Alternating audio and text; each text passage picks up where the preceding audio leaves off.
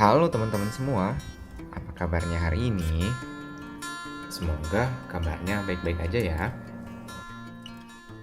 Nah, di sini kami kelompok 9 Psikologi Abnormal B akan menyampaikan suatu informasi yang menarik loh buat teman-teman semua. Nah, terkait apa sih itu? Yuk, tonton videonya. Nah, sebelumnya teman-teman pernah nggak sih menonton film ini? Nah, itu film yang lagi viral belakangan ini loh. Nah, hal apa sih yang paling teman-teman semua perhatikan tentang tokoh utama dari film tersebut? Nah, iya. Tokoh utama dari film tersebut bisa berganti-ganti identitas ataupun kepribadian dalam dirinya sendiri. Nah, hal itulah yang disebut sebagai multiple personality disorder atau saat ini disebut sebagai dissociative identity disorder. Ya, pahami apa itu dissociative identity disorder atau DID ini sendiri? DID merupakan kepanjangan dari Dissociative Identity Disorder atau yang lebih dikenal sebagai gangguan kepribadian ganda. Berdasarkan DSM-5, DID termasuk salah satu jenis dari dissociative disorder atau gangguan disosiatif. Nah, DSM sendiri dalam bahasa Indonesianya merupakan manual diagnostik dan statistik gangguan mental yang diterbitkan oleh American Psychiatric Association yang mana memuat kriteria standar untuk klasifikasi berbagai gangguan mental. Kembali lagi ke pembahasan DID, yang merupakan salah satu jenis dari gangguan disosiatif, dapat dikatakan bahwa gangguan disosiatif ditandai dengan hilangnya sebagian atau keseluruhan dari kesadaran, memori, identitas, emosi, persepsi, representasi tubuh, kontrol motorik, dan perilaku. Secara singkat, DID atau gangguan kepribadian ganda ini ditandai dengan adanya dua atau lebih kepribadian yang berbeda atau berubah. Secara singkatnya ada alter yang berbeda, di mana pikiran, perasaan, dan tindakan yang berbeda secara independen itu muncul pada waktu yang berbeda pula. Nah, setiap kepribadian itu atau alter memegang kendali sendiri terhadap sifat dan aktivitas yang dilakukan. Nah, alter yang satu tidak akan sadar akan alter lainnya dan tidak memiliki memori terkait apa yang dilakukan oleh alter lainnya. Berdasarkan DSM-5 juga, itu terdapat 5 kriteria dari diagnosa DID ini. Yang pertama itu, gangguan identitas itu dicirikan oleh dua atau lebih keadaan kepribadian yang berbeda.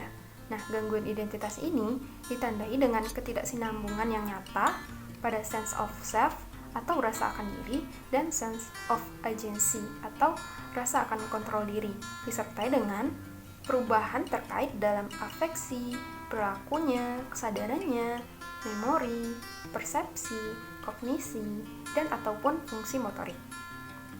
Tanda ini tuh dapat diamati oleh orang lain ataupun dilaporkan oleh individu tersebut.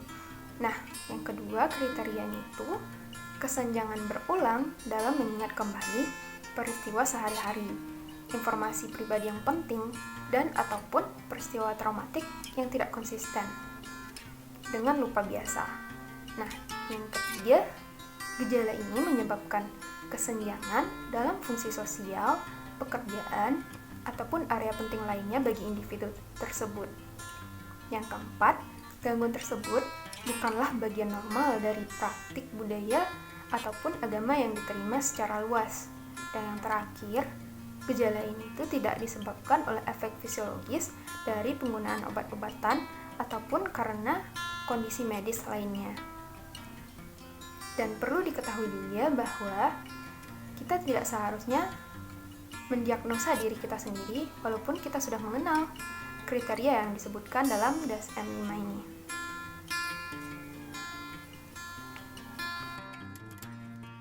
Baiklah, selanjutnya saya akan menjelaskan tentang etiologi atau asal-muasal dari DID.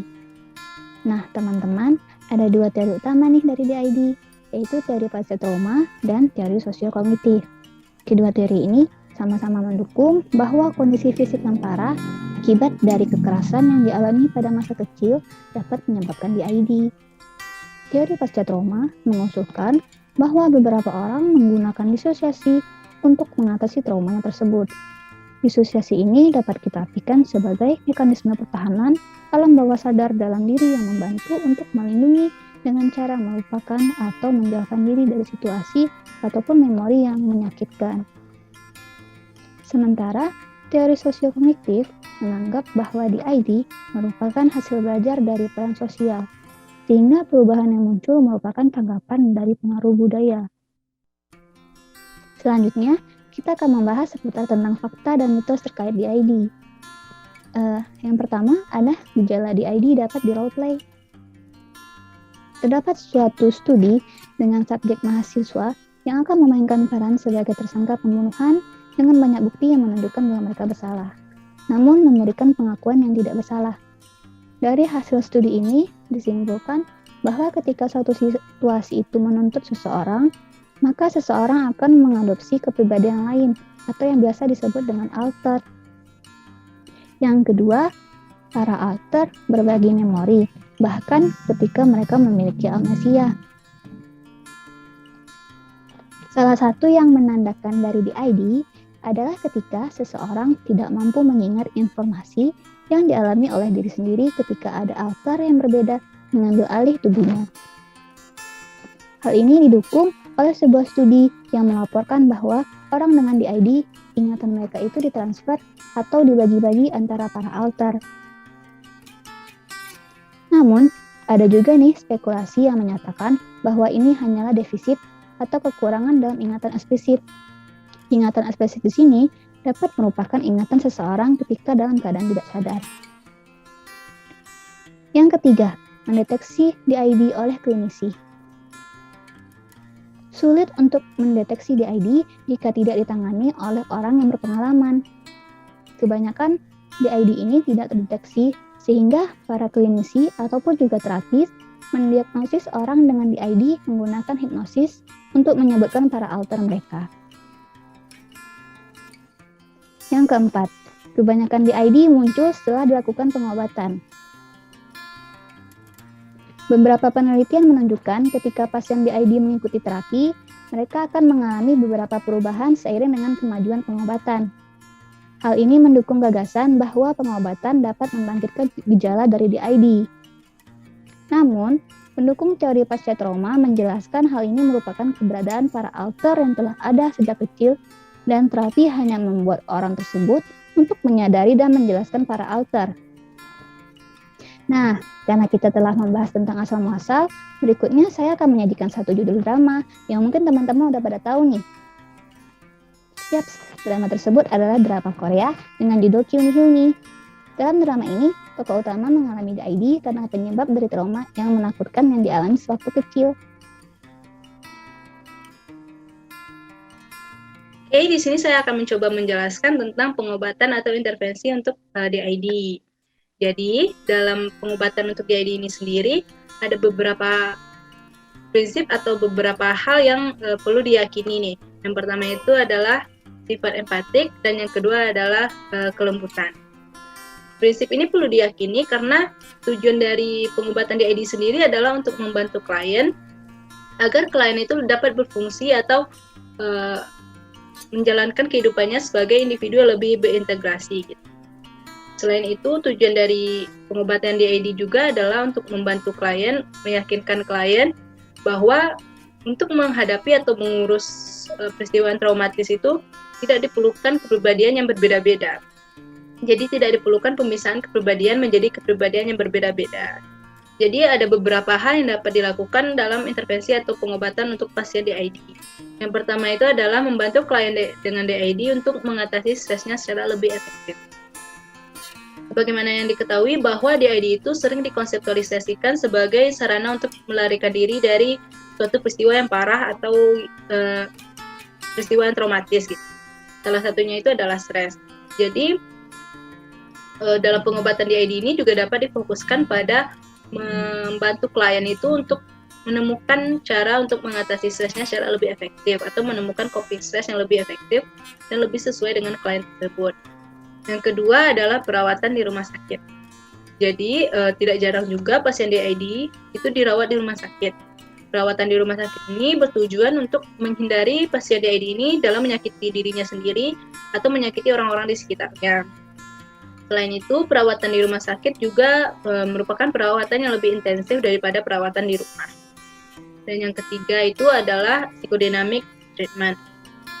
Jadi tujuan dari psychodynamic treatment ini sendiri adalah untuk mengurangi represi gitu. Jadi kan seperti yang diyakini bahwa DID ini itu muncul karena peristiwa traumatis yang dialami. Jadi orang-orang ini akan memblokir hal tersebut dari kesadarannya. Jadi psikodinamik juga dapat digunakan dalam pengobatan DID.